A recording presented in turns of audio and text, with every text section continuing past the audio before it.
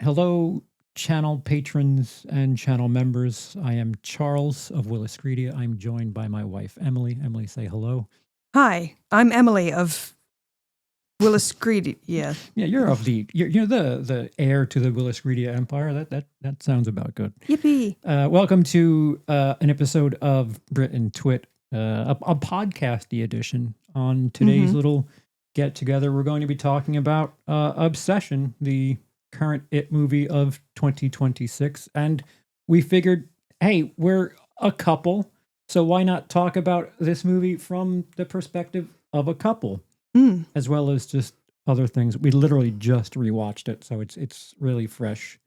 Emily, the first time we watched it, the theater we were in was a little loud, and the interference was all over the place. How is there any difference watching it a second time as opposed to the first time you saw it? You can hear shit.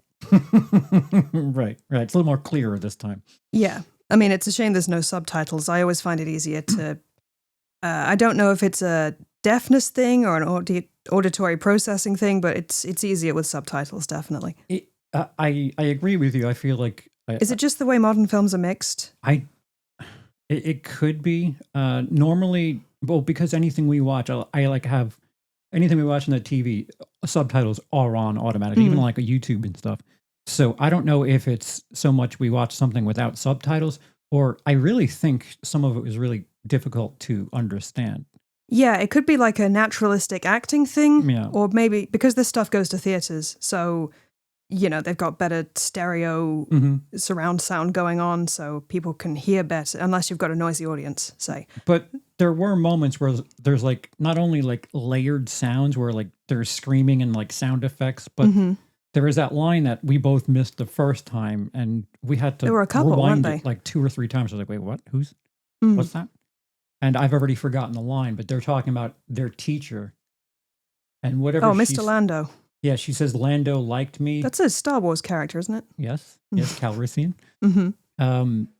So yeah, that was a line that like it's like sort of mumbled. It moves so quickly where it's like, wait, what the fuck did she just say? There were times where I caught a line and I was like, oh, that's a lot of context that I missed the first time around. Yeah, there's like 3 or 4 things in this movie that, looking at it with a bit more patience, a bit more anticipation, it's like, wait, that plays differently this time. And what did you know about this movie prior to seeing it? I know you've spoken to people at work, don't say where it is.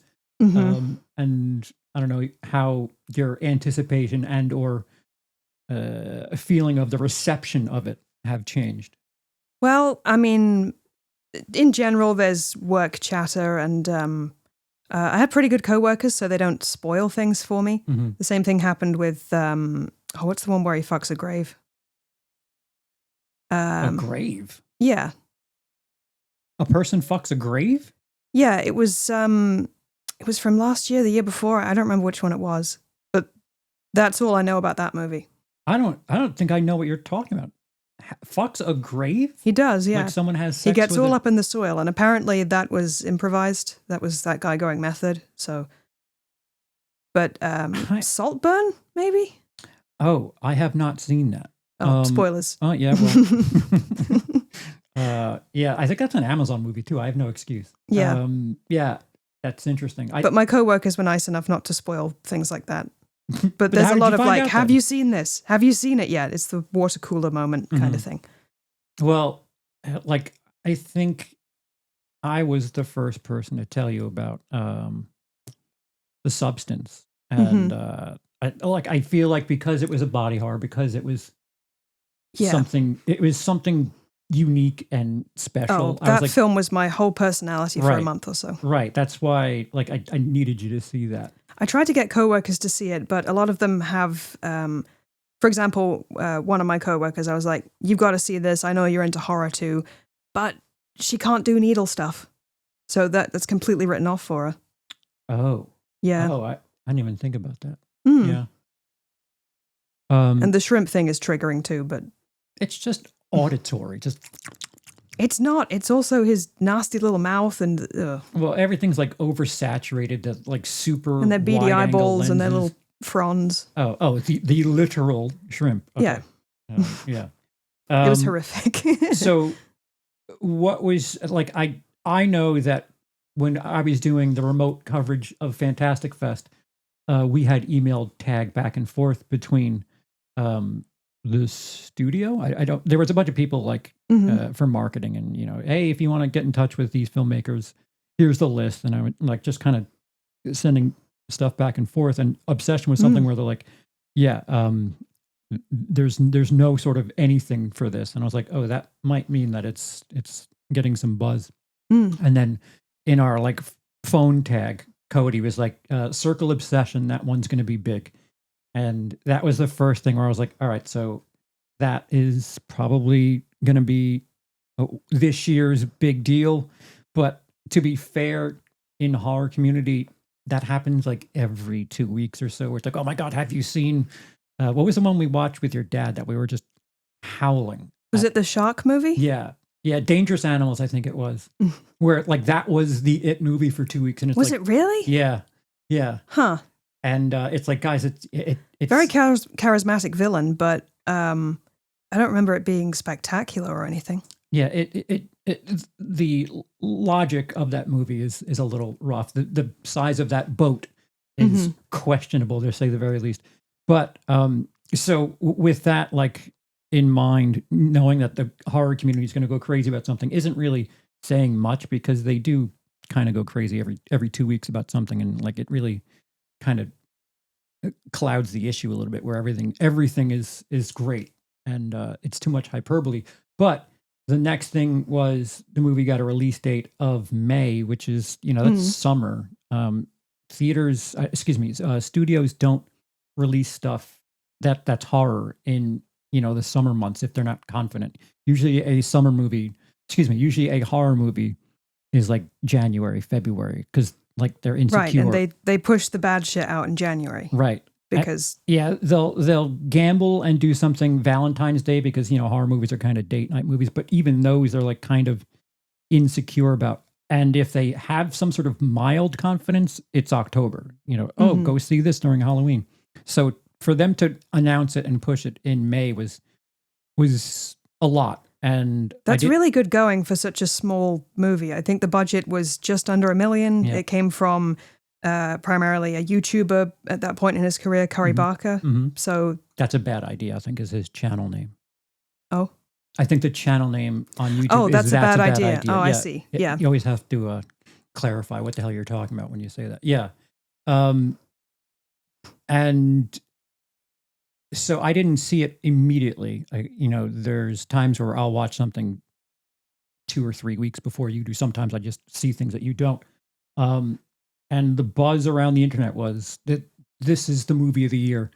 And I'm like, oh my God, can you guys just relax? It's been out 2 days. Can it all just calm down? And the buzz was quite big, and it was all over the place.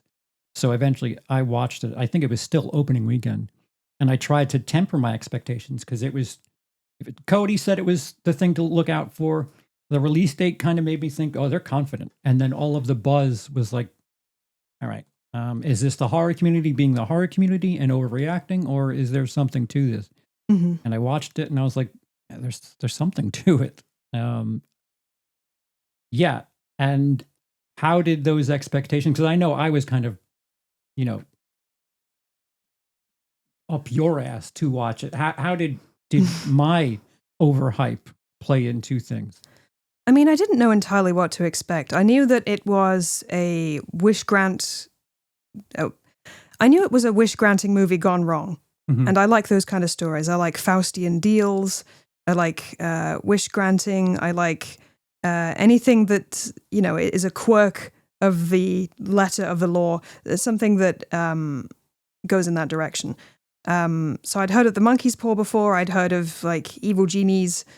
So I was like, oh, how is this going to go? How is this wish going to be twisted into something dark and disturbing? And I was led to believe that a lot of the movie rested on the performance of the Indy Navarrete. Yes. I think it's Navarrete, but I'm not sure. I'm insecure. It could be either. Now, she is an actress, but she also has a streaming channel, I believe. I think she does games. Yeah, that popped up recently. That she's really good at Call of Duty. Yeah, she's fucking amazing at Call of Duty. Like, Jesus, very mercenary. Ridiculously take me out every time. With a straight face too. Yeah. All right. Anyway, so she seems talented, like a very talented lady. Yeah, after seeing this, at the very least, I enjoyed the movie, but it was one of those things where like, who is this actress and where did she come from? Because that was a really strong performance. Yeah, I've been perusing the Wikipedia page. It seemed like they wanted someone who could portray, someone who's psychotic, unhinged, very over the top, and also a victimized ordinary woman. Mm-hmm. So they needed them both. And they brought her in for a chemistry read with the main character, Michael Johnston, I want to say, if they'd had him at that point. And apparently the scene they shot first was when they're in bed kissing, and she suddenly reels back horrified. And at that point they knew, oh, this is going to work. So... Yeah. So the other thing that kind of surrounds this movie, or surrounds it as we speak, which is now 6 to 8 weeks after its release, is a lot of TikTok, social media. About who is morally just and who's a lot of discourse. Yeah. Yeah, and it seems appropriate considering the era that we're in.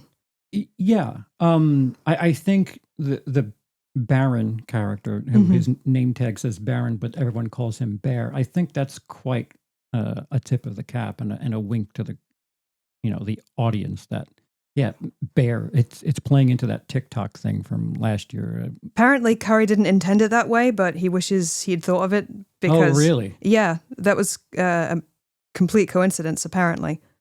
Shit. But yeah, we're in a post-Me Too world, if I don't know if post is the right word, but we've had the man versus bear discourse. Everybody knows about the nice guy, the incel, all this. Yeah. It's very public, sort of. It's in the public consciousness. Yeah, Reddit subpages of r/nice guys, r/incel, r/. I think we've all met a bear. Like any of you would. I don't know if you have women in your audience, but wow. Wow. It's 97% men, but back when I had a channel, mine was 50-50. Yours is a little, but I don't know. It's a cock fest here. Yeah, but there's a handful. They may not be straight, but there's a handful of women that are here. But how very dare. What I was trying to say was every woman knows or has met a bear at some point. Yeah. The thing about this movie is I've been on every end of the spectrum with this. I've been Bear. I've been in situations where, I've been with someone and they've kind of made me feel uncomfortable about their emotions and things. And like everything that happens in this movie, like I felt empathy and like was like, it was PTSD. I mean, I haven't made a wish where someone just was unconscious with things, but a lot of like the actions that happened over the course of the movie was extremely relatable. Like,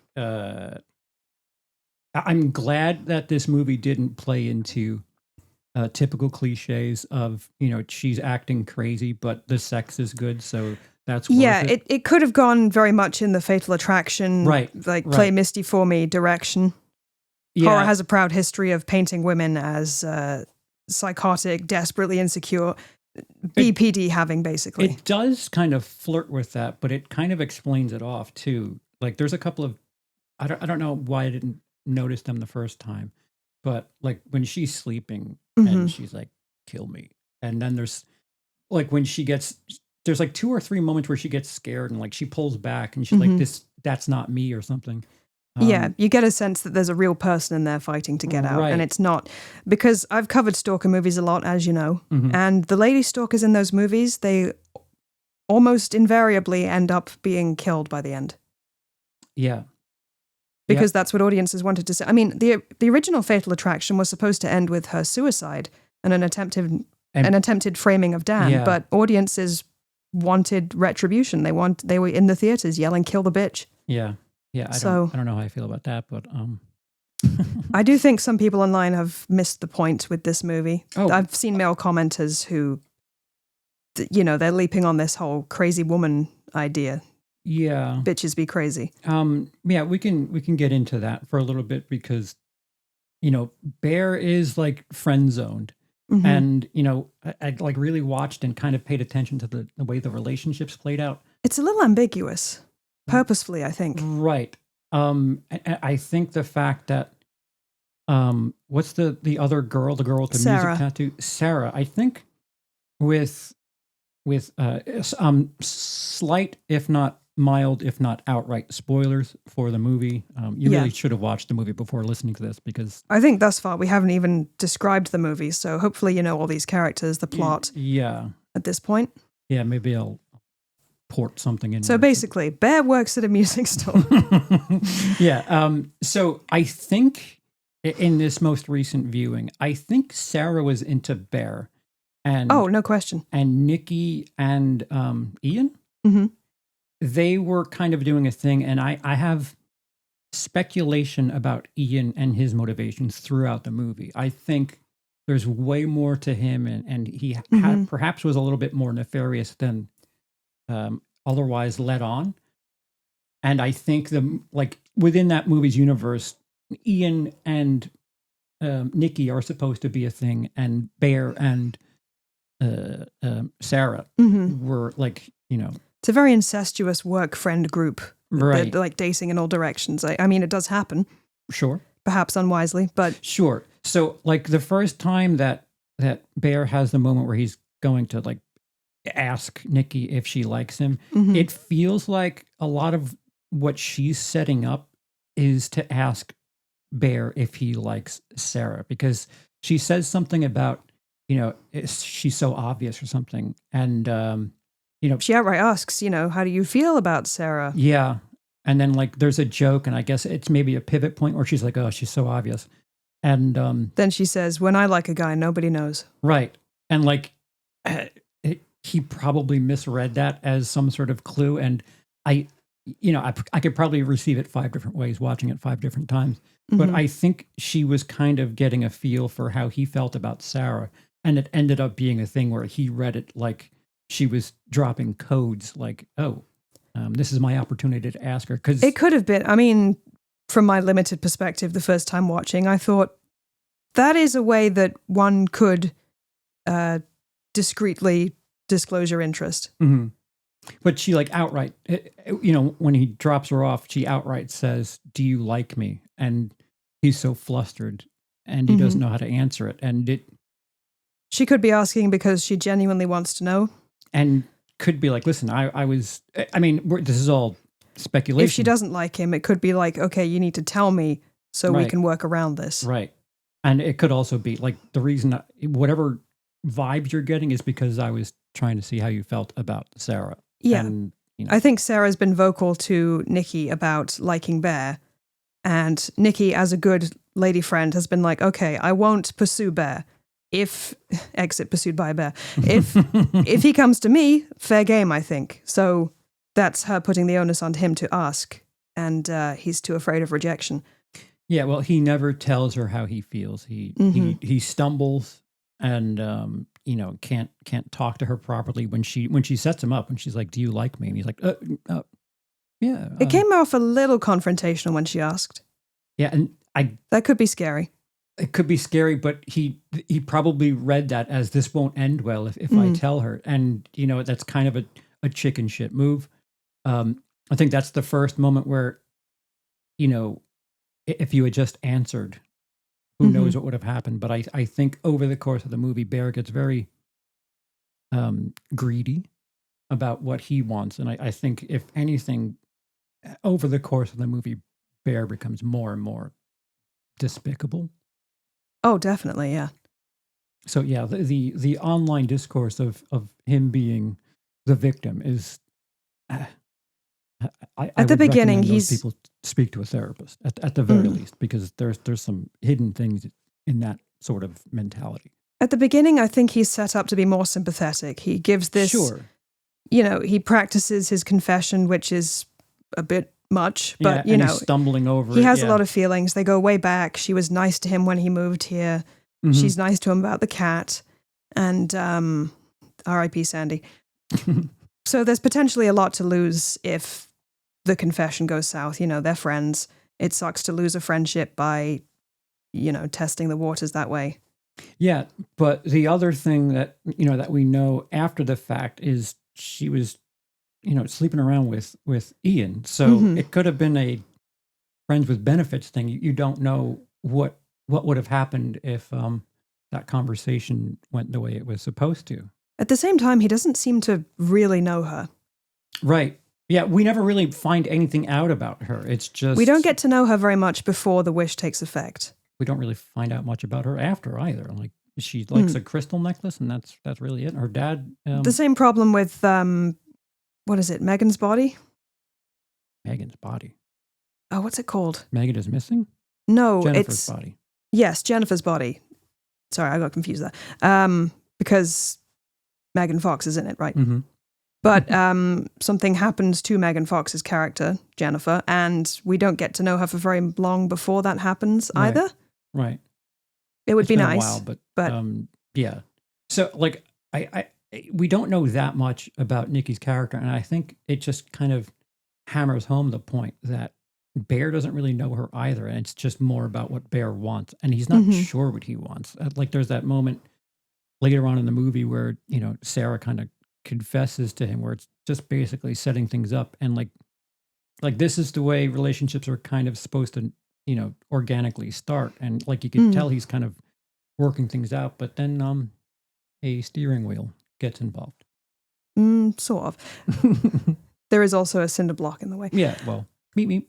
Going back to if you're crushing on someone, you might idealize them. You might be looking purely at their aesthetic beauty and not who they actually are. You might overlook some flaws, some other foibles of theirs. Right. I don't know if he seems fundamentally uninterested in her. She mentions that she's working on a book, which is why she puts in her 2 weeks at the music store, right? Well, yeah, and she says a love story and a romance. No, she says love story. And he says romance? Mm-hmm. Yeah, and she's like, or he says, isn't that the same thing? And she's like, what?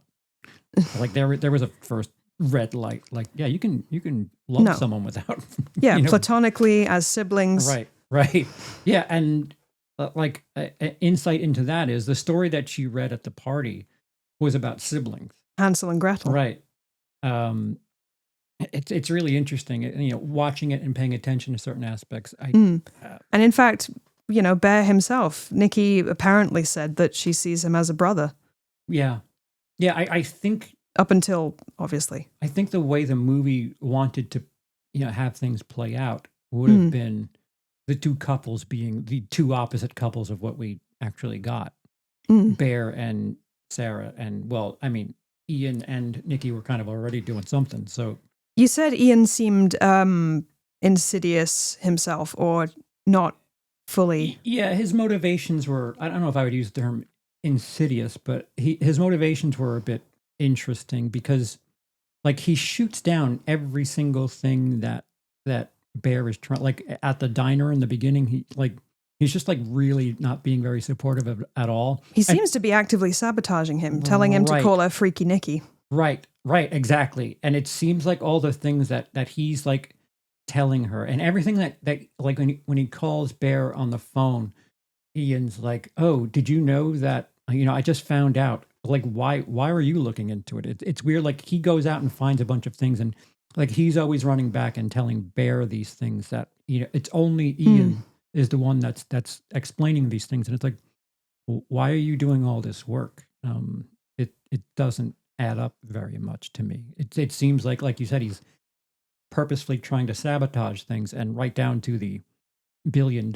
Like it's kind of a nonchalant. Yeah, I don't give a fuck about what you want.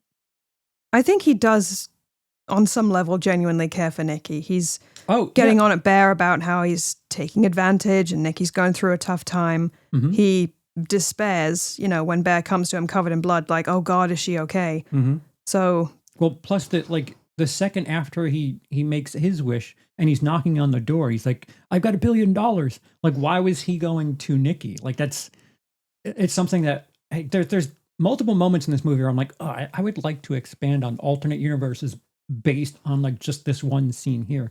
But for a quick moment, he's knocking on the door. He's like, yeah, I just got $1 billion. And then they're screaming. And then he goes, wait, what's Bear doing there? So he was going to their house and trying to talk to Nikki before he knew where Bear was. So it leads to a bunch of, I guess they're just theories, but a lot of things of what Ian is up to. The more I think about it, the more I'm looking at it. I'm like, yeah, I don't know if you're the supportive guy that maybe we're trying to, or we want to give you credit for. I think there's a bit more nefarious motives there. He has his faults, certainly, and I don't think he's possibly... He might be taking advantage of Nikki in some way due to the hookups. Right. And he only cares about trivia night. He wakes up rock hard every Wednesday for trivia night. Yeah, that was a weird little thing. I don't know what. Yeah, it's weird that we knew more about Ian and what he likes than we did about Nikki. All we know about Nikki is she's giving her 2 weeks, and she's writing a book. And Sarah's got her, she's going to art school. He's got trivia night. Bear has... Nikki. I like Nikki. That's about it. Yeah. Anyway, whatever you might say about Ian, I think he's 100 times more of a good person than Bear. I might agree with that. I might push back on that. I think in the beginning it might be a little different because you can claim some sort of innocence in not understanding, just simple, I'm interested in this girl. I don't really properly appreciate what it is that I feel. I just want what I want, so I'm wishing for this thing. There's still some sort of innocence there. Right. But at the point where they're having sex and she's just like dead-eyed, that is probably the moment where I mean, that was rape. Let's call it what it is. Yeah. Yeah, we're not on YouTube. Yeah, it's rape. I don't have to code word it. It's, and it gets worse and worse. Like, I'd be tempted to do a thing like, just how much his morality disappears over the course of the movie. There's the moment where, he's trying to leave to go see Sarah. And, Nikki, I think it's fascinating the times where she kind of like peeks through and the time where she's sleeping and she's like, kill me. That's about the moment when we stopped rooting for Bear as a character. Absolutely. And he's like, what's so wrong with being with me? It's like, Jesus Christ, dude, why? This is not about you. May that kind of love never find me. Yeah. Yeah. At that point, it's like official, like, yeah, you're shitty. Like you're shitty. And I mean, I guess once things really start spinning out of control, he gets worse and worse. But like once Sarah is bashed in the face, like do something. Like do something about this. He's so ineffectual, and like there's something to be said for the banality of evil, that his inaction is what leads to 90% of the problems in this movie, because he's a coward. Right. That's fundamentally his character. Yeah. Right up to his final moment of we'll get to that. Well, he wants what he wants, and he doesn't want to have any sort of restriction. Or the interesting thing is the conflict of this movie is he doesn't want conflict. Like he just wants things. He wants what he wants, and he doesn't really want to work for any of it. Right. And the moment when he's on the phone with the Make One Wish Willow guy. I was going to say Make a Wish. That's a different thing. Well, that too. Yeah. They would have worked too.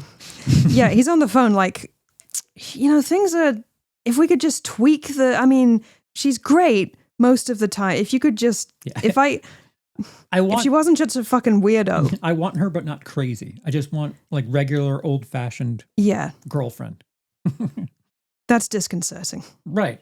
And it kind of reassures you of the fact that he doesn't know what a relationship is. He just clearly not. He wants a perfect partner, but he wants a partner that he wants, and that's not what a partner I would call him entitled. The moment when he's told by Nikki herself that she wants out, he's like, why not? Why can't this be my reward? Why can't this be? What's so bad about being with me? Right. In essence, what he's saying I think he literally says, what's so bad about being with me? That's what he says, yeah. Right. Yeah, it's really, really selfish, which is weird because at that moment, he's witnessed her be really kind of erratic and quite volatile. and none of that registers with him. Like like when she cuts his hair and he's like, all right, no more of that, just be normal. It's like, dude, how do you think humans act? What's wrong with you? There's a bunch of things that I, watching it again, I feel like there's a couple of theories that maybe have a little bit to them. The fact that I saw someone say something that, there's different personas there, that Nikki is actually in there. Right, so how the wish actually works. Yeah. So the one you're thinking of might be the demon theory. That I've seen Nikki's body theory, has been cat theory. fully possessed. Yeah. Cat theory. So like Sandy the cat is in there. Yeah, because the cat died before he made the wish. When he made the wish, the soul. I've never seen a cat that loves anyone that hard. Yeah, right. It's a stretch, but I mean, it kind of works the way it can be explained. But apparently, there's a theory that says because the cat died prior to him making the wish, him wishing, and perhaps the cat loved him, and he didn't live with anyone else. So maybe the cat did already love him. So the soul of the cat jumps into Nikki, and that's what the love is. It's a stretch, but there's something there. I wouldn't. It's interesting. I'm not convinced, but it's an interesting theory. Right. What's the devil theory? That she's a demon? That she's been fully possessed by the wish entity. Wish Nikki is a separate person. Yeah. I don't know if I believe that either. There's been comparisons with this movie to Get Out, specifically the sunken place phenomenon in that movie. But I think, I don't know. I mean, Nikki is somewhat cognizant still. She's buried deep down, but she kind of shifts back and forth too. Like, when she's like being lovey-dovey or kind of loose and quote unquote crazy, she'll snap at him and be like, that's not me. Or she'll like scream and she's horrified. There's a few things. Like when Wish Nikki is watching Bear sleep, she says, I don't like my dreams. Yeah. I think that might be Nikki trying to get out. Yeah, that's horrifying. It feels like at nighttime, she's kind of the closest thing to transparent or whatever. Like there's something happening there, and she's in there. It's like, I don't know how you could explain that. There's someone in there that's like, help. I mean, to just say, kill me in my sleep, that. From a manufacturing perspective, that's a disappointing outcome for your wish. Nikki keeps glitching back in. I mean, when Ian wished for his $1 billion, did it keep glitching out of existence every now and then? Is it like, wait, I don't want to be $1 billion and just disappear? I think that's why like simple ideas like this work so well, because I think when you get into like the nitty gritty of, some of the wish doesn't work, but maybe at its core, and I think the ambiguousness of things like this kind of give the filmmakers a bit of a backdoor where it's like, the wish wasn't meant to be made for human beings. You're not supposed to alter people's emotions. So that's, it's not a refined science. So. And that is an interesting subject in and of itself, which comes up in a lot of wish granting horror type media. The idea of an unethical wish. In Disney's Aladdin, the genie has 3 wishes that he refuses to grant.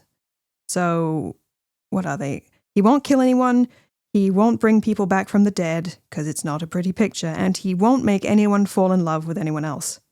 Yeah, there is already a precedent for this being an absolutely horrific, unethical thing to do. Aladdin already said no, and Obsession said, no, hold on. I mean, I think in Aladdin, he thinks about it. He explains there's a girl. Genie's like, I don't do that. Oh, but Genie, she's... you don't understand. I think that's what's interesting about these types of discussions and where you can go. Like, relationships and love, just the term love, there's a lot of nuance to that. You can lust for someone and not love them. You can love someone and not care about them. Like, we both know someone that... You can love someone and enable their worst habits, neglect them. Right. Abuse them without even knowing you're doing it.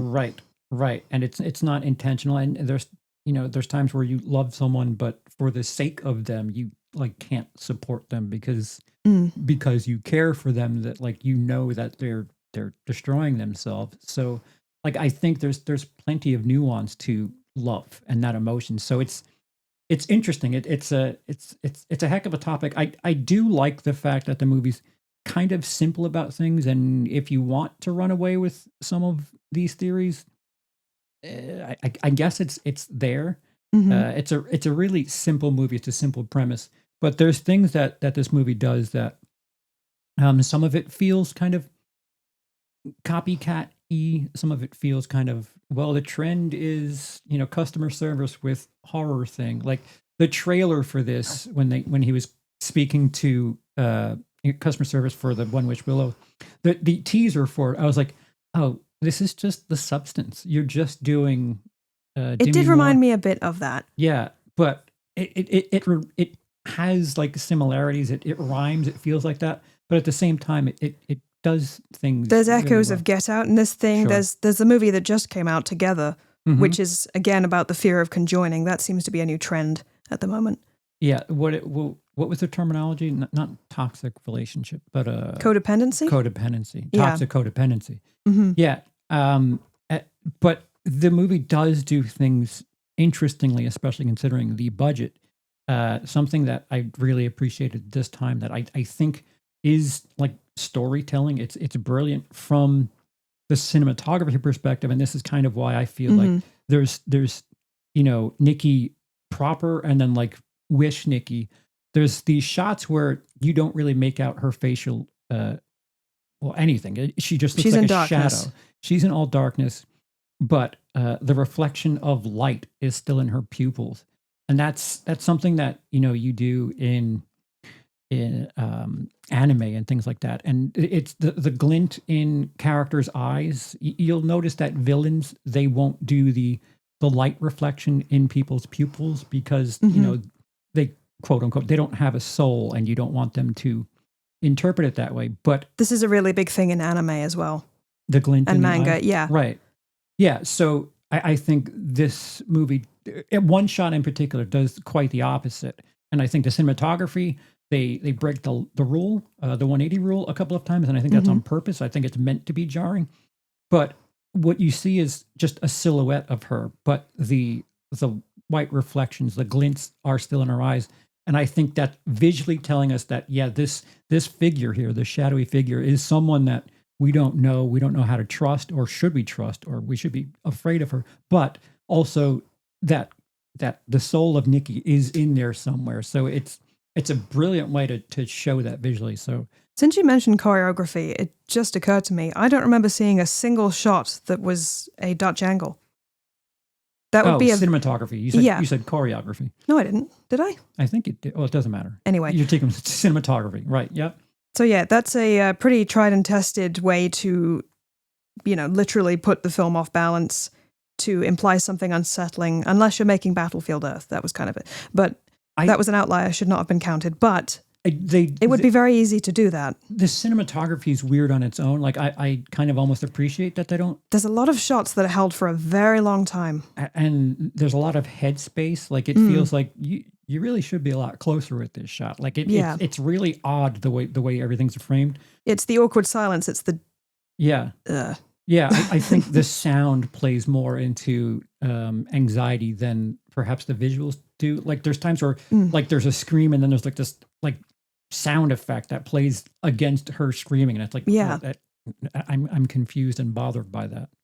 Since you're the comedy guy, I don't know how familiar you are with Curry Barker's former works. He's a sketch comedy producer, That's a bad idea. writer, but I've often felt that the genres comedy and horror have similarities. It's like setup, payoff, setup, punchline.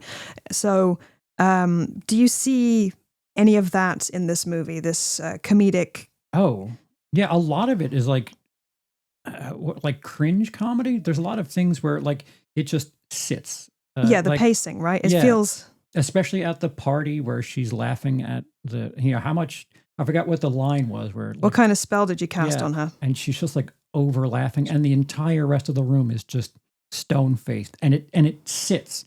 Like it just lingers. I think different movies would cut like way quicker. I think the fact that Curry Barker has experience with comedy, I think it's one of those things where it's you get both at once, don't you? You want to laugh because you're awkward, and and you're also like, It's darkly funny, but at the same time, it kind of crosses over into this area where it's like, I don't feel well. Like I'm Right. cringing, and I socially I have anxiety about this situation.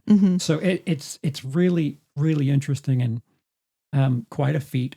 I'm kind of bummed out that he's directing Texas Chainsaw Massacre next, because it just feels like such a Well, I read that he was considering doing an anthology series about other people's wishes, which I think could be really interesting. Yeah, that will be the demise of that franchise too. I mean, it's interesting. I mean, it's still making each episode more concise and more succinct, sure, could be a good idea. It forces you to be more creative. Three, no more. You think? No less.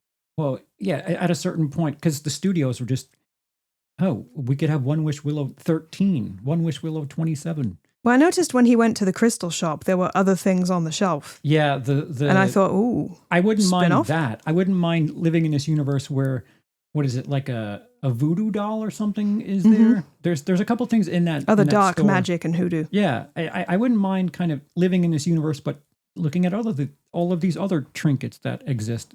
Perhaps it's the same company that makes all this fucked up magic. Could be. Yeah, I'm fine with that. Just can we not do Obsession 7, the obsessioning? That's a proud tradition in horror. You got to crank out as many as possible. Yeah. Jason goes to space. Yeah, it just feels fresh and enjoyable, and I don't know. I mean, I wish everyone here all the luck. And on top of that, I really hope Indy Navarrete is doing work that isn't horror, because it feels like the horror community is like, her performance was magical. I just hope she doesn't get pigeonholed by this. Right. And I don't think her performance is exclusively something you could point to and say, this is a horror performance. I think it's drama. Like, she's going through some serious stress definitely. and anxiety. And she's going to take after Toni Collette. Yeah, right. Toni Collette in Hereditary, definitely. And even before that, like The Sixth Sense and other horror fare. Oh, that's right. That is. She's been in a lot of horror movies. Yeah, we could call her a scream queen. We can call her that. We can call her Scream Queen and Scream Queen. And I think scream is a word, but it doesn't fit the. Yeah, right. Squelch. I think I'm not saying that she shouldn't be in horror, but I think for the sake of her success, if she doesn't get nominated for a Golden Globe at the very least, something's either very wrong or the rest of the year has been very strong with acting performances. But she should be nominated for awards for this. And yes, if she's doing other horror work, that's fine. But I would really like to see her in, a drama, something as plain as,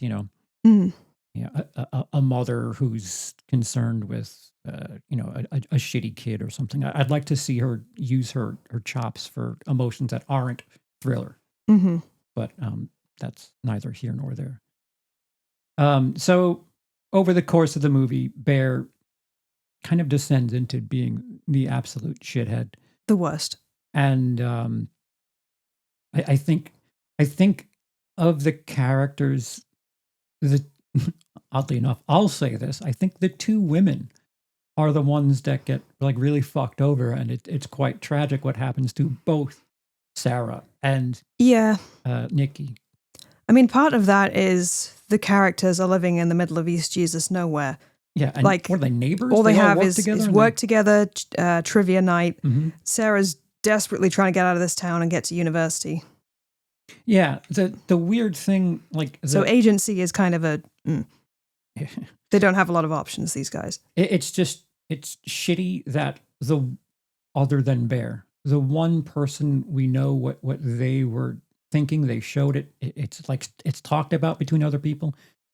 Sarah liked Bear and was kind of into him, and at every chance she was trying to do something about it. Like when she hugs him about his cat. There are these moments where it's like, you're getting these signs here from her. She's showing you how to do whatever the fuck it is you're trying to do, or do a shortcut with Nikki. To give her credit as well as Ian, they both do try to warn him that what he's doing is not right, that Nikki's in a bad place and she needs serious help. Right. But he's getting what he wants. Yeah, she's crazy sometimes, but she's mine. Also, she lays there while I fuck an empty hole. It's what you might call a tragedy, which is, I mean, a tragic character is separate from a character in a tragedy. It's as if you were in the movie screaming at Bear that if he does this, he's fucked, he's still going to do it because that's his character. He cannot be convinced otherwise. He's on this path. And as a villain, I've watched Cody's video. Bear is the villain, according to Cody, and I tend to agree. Oh, fuck Cody. No. He's a more insidious kind of evil because he seems like a really nice guy. He seems affable and he's got this vulnerability and, he's a poor guy and love bless him. But the more we get to see him with Nikki, the more it's like, oh. Yeah, his arc is a villainous one. He has a better arc in one movie than Anakin Skywalker has in 3 in the Star Wars prequels. It's a thing where you're with him. You understand some of the innocence, some of the naivety of him in the beginning, but over the course of the movie, you're like, oh, you got to stop now. This is your chance. You would hope. Well, again, I hope. Right. There's a pocket of people on the internet where I'm frightened. I'm frightened for them, and I really hope someone breaks through to them. But yeah, I don't know how you watch this and think, oh, he's the victim. Victim? Yeah. The fuck. No, he's the terrible warning. If you don't watch out, that's what you become. Right. Again, relationships are technically there are 3 things. They're one person, another person, and whatever the group is together. Mm-hmm. So Bear just wanted the person that he likes, and that's it. He just wanted her to be what he wanted her to be, and he never really understood what she was, what about her, what motivates her, right. what she's into. Right. She doesn't really, like you said, she doesn't really have agency, and on top of that, are you just infatuated with her? Do you just I'm glad they don't do the put your dick in crazy thing, but they also don't do that. He's just into her for being hot. There's a moment where she shows kindness to a homeless person, right? And I don't know. And she's got a cheeky sense of humor, and yeah, she's one of the bros, and right. it's like textbook friend zone shit. It's doesn't she say something like I knew I can trust you for something like this, or a line like that in the car before he stumbles over her asking, do you like me? I think there's something like that. But yeah, the fact that she borrows money from, I think it was Sarah, and then gives it to a homeless person, but they cut from that. And I'm going to go, aluminum hat here. I think because she was drugged or she was on MDMA or Molly or whatever, there could be the theory, which I'm making right now, I guess, that she was getting drugs from that homeless person because she's having a conversation with him, and then we cut away from her, and that's when we see the reaction shot of Bear just kind of, with hearts in his eyes, like, oh. The fact that she was supposedly on Molly is used to excuse her behavior after the wish. And I think there's I think there's precedent for Nikki, pre-wish Nikki, being a bit of a messy person. I mean, she's hooking up with Ian. Right. And I think that's the curious thing about this movie. We don't know anything about Nikki. Nikki could Bear be has a no shitty real person. Curiosity in that regard. Right. So we're kind of in the dark about what her deal is. All we know is that she lost her crystal necklace, and which she never gets, by the way. Bear contemplates giving her one, doesn't. And once they're in a relationship, all she gets is a little necklace that says B. Yeah. And she gives him a tiger's eye, which is her mom's or was hers. And she could just be a crystal mommy and a little fucking out there, which. Far out. Yeah. It's just interesting because technically, what if we had an extra half an hour of Nikki and she's kind of flaky and abnormal and strange. I'm glad we don't have that, but we get the sense that she's a whole human person at the very least, and it's very sad what happens to her. Oh, absolutely. I'm not trying to, And on another level, I think it's very sad what happens to Wish Nikki. This person's clearly in a lot of torment because she isn't sure Bear loves her back, and this is all that she can do is love Bear. That's a miserable position to be in. Well, she loves him more than anything. And yeah, the scene where she's waiting for him to return from work, smiling just like a standing maniac. and piss and shit and puke. Yep. Yeah.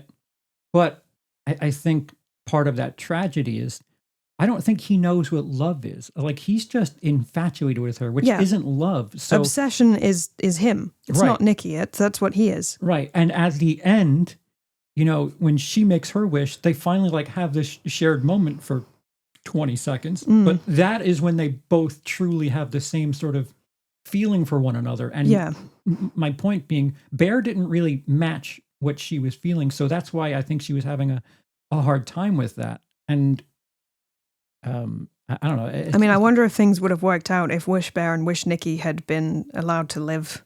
Like, that's still a pretty intense codependency. There's 2 murders that they're going to have to answer for. Maybe they go to Wish prison, or I don't know. Well, you know, they separate by gender, so. Oh, no.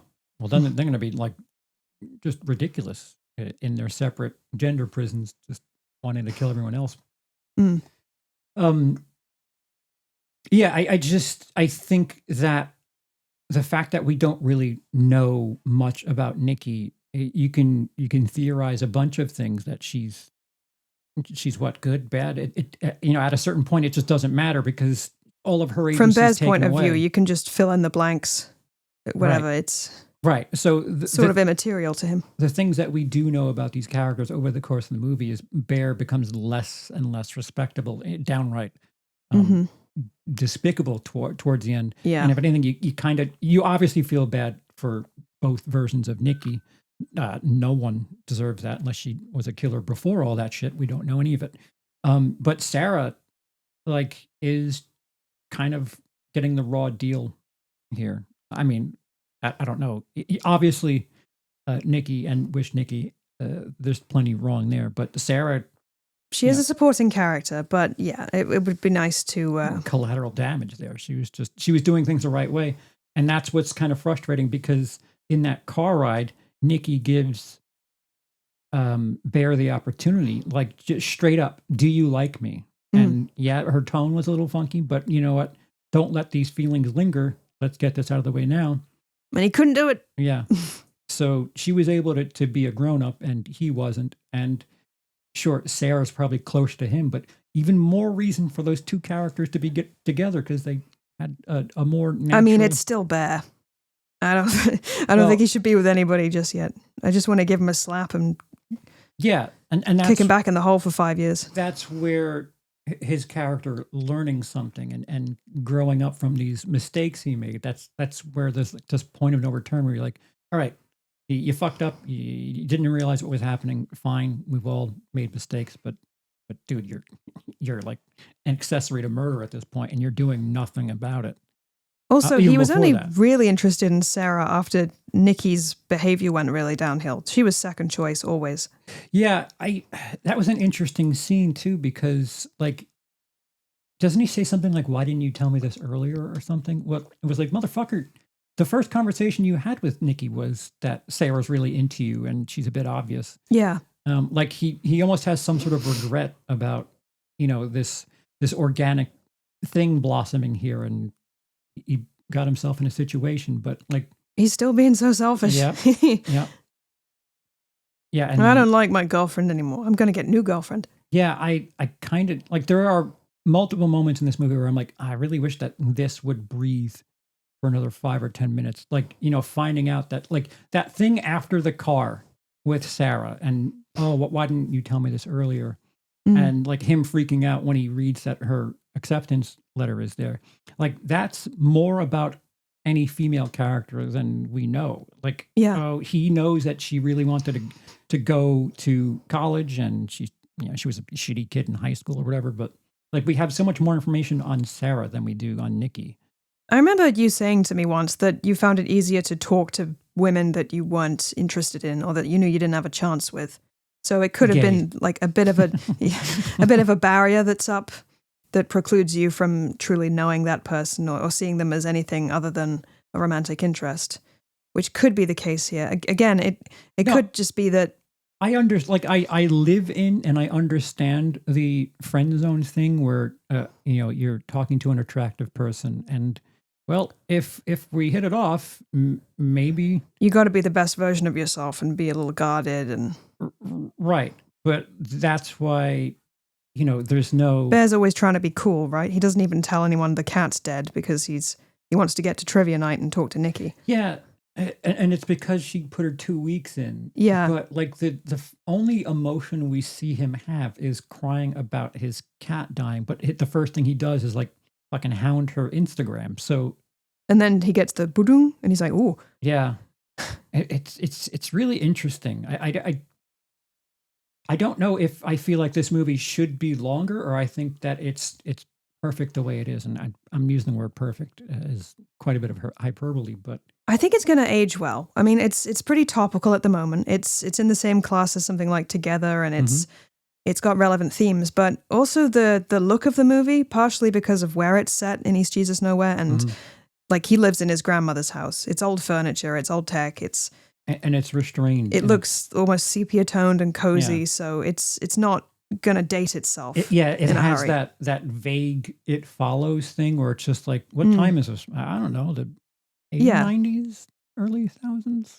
Even the aspect ratio is a little funky. Yeah, it looks like 69 shitty home movies or something like that. Yeah, yeah, that must have been a deliberate choice. Yeah, I think Curry Barker said something about that, where he wanted it to look like, I don't remember the quote, but he definitely purposefully did that, which is kind of frustrating for, watching it on TV where you just, all right, now we don't have black bars on the bottom, we now have them on the sides.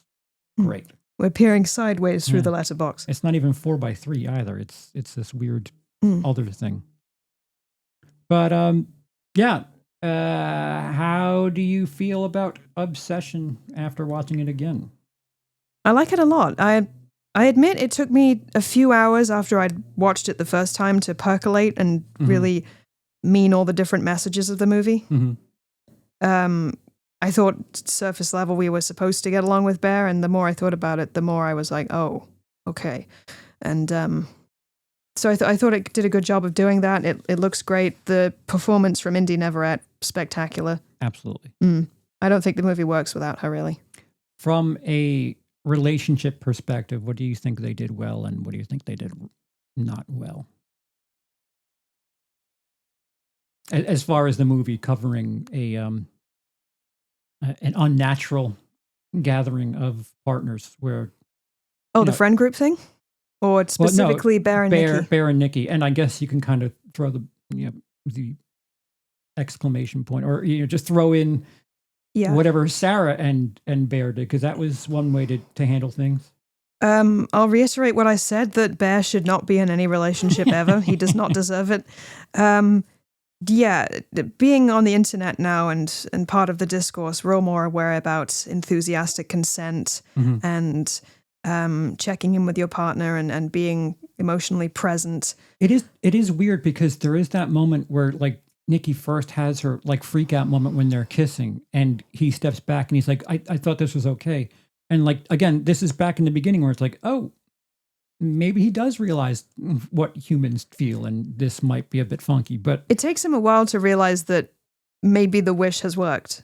I think he's trying to convince himself otherwise. And after a certain point, after the "what's so bad about being with me," there's terminology. There's no question about it. Like, a willow tree, like when she's reading her thing and she says it was on a willow, or she knows that the wish is in play. There's a bunch of little drops that tell him that this is at all the because beginning. She's in tears. She needs comfort. She needs to be at his house, and credit to how the wish works. It's very effective.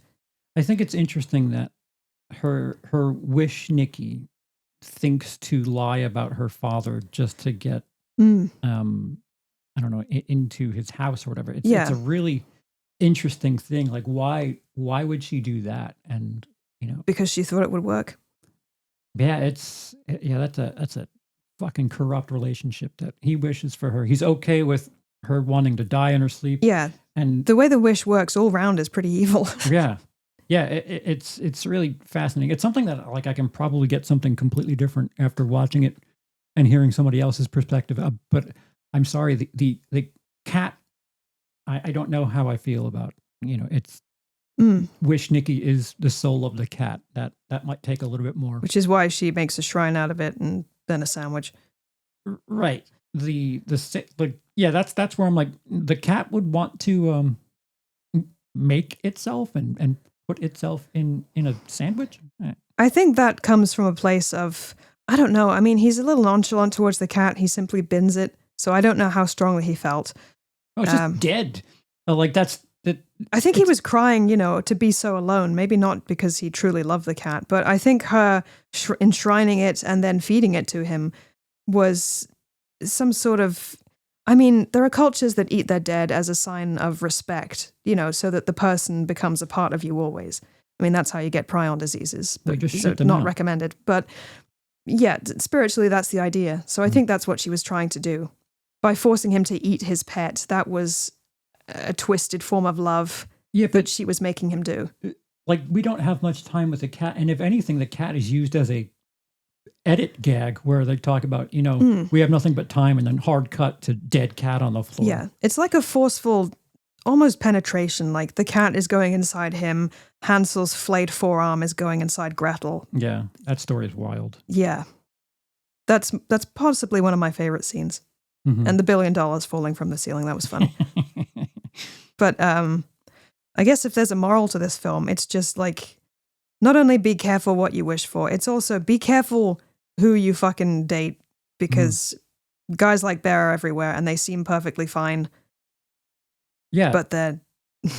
I think their understandings of consent, of agency. Agency is probably the thing that I would even underline. Curiosity into you as a person.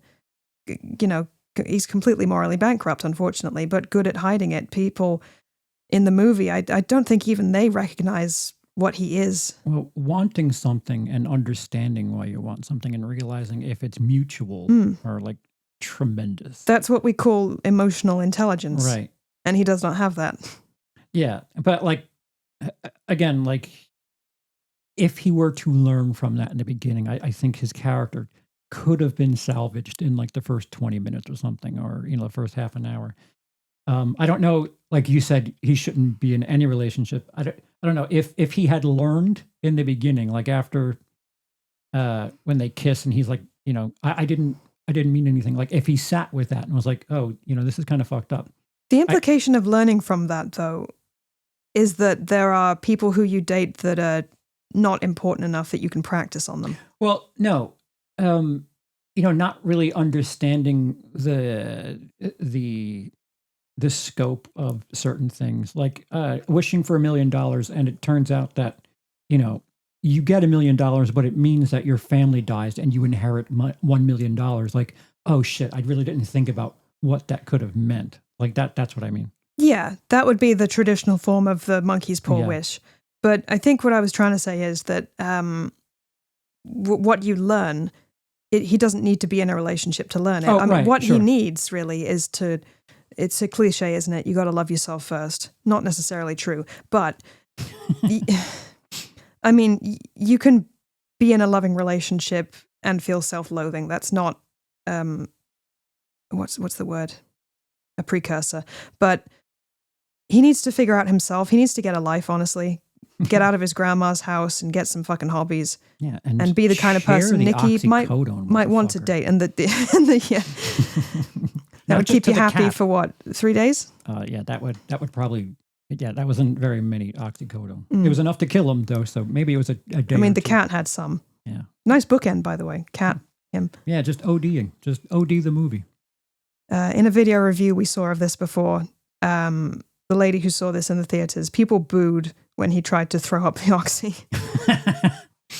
Because he's a coward, of course. And you're wasting good oxy. Yeah. Yeah, I'm in pain. Can you tell? Right. Did we about cover everything? Do you want to give your thoughts? About the... There's plenty. There's plenty out there. I just wanted to talk about it as a couple, because me and Cody, we're not there yet. But we did do a spoiler talk. Yeah, what I will do is ask you politely, wherever you are listening to this, please interact with whatever it is you're looking at. Like, comment, please, even if you just comment and say, great job, thanks. Let us know your thoughts. And on top of that, what would you like to hear us discuss? moving forward, because we're going to try to do at least another 1 or 2 of these. We're not really sure of what, and if maybe an idea breaks through, we might be able to do that. Hopefully this week. Yeah.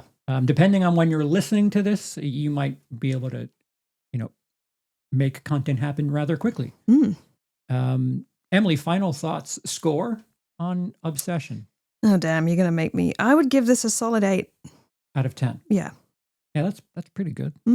What did you give Substance? Probably a 9, 9.5. Okay, so it's not quite as good as Substance. What did you give Together?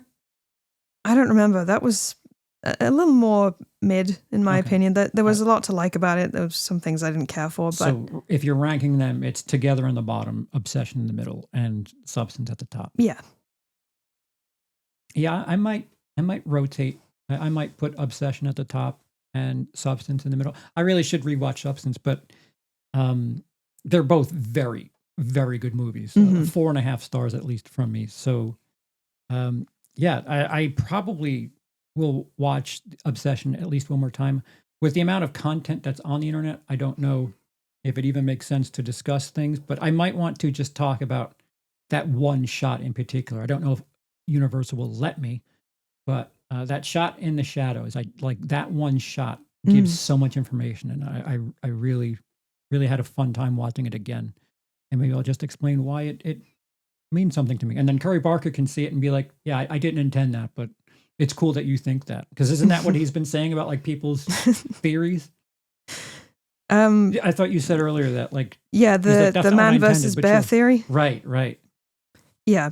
That's frustrating. All right. Well, thanks to those who are listening. Thanks for the continued support. For Emily, I am Charles. Hey, Emily, you say goodbye for yourself. Goodbye for myself. Yay.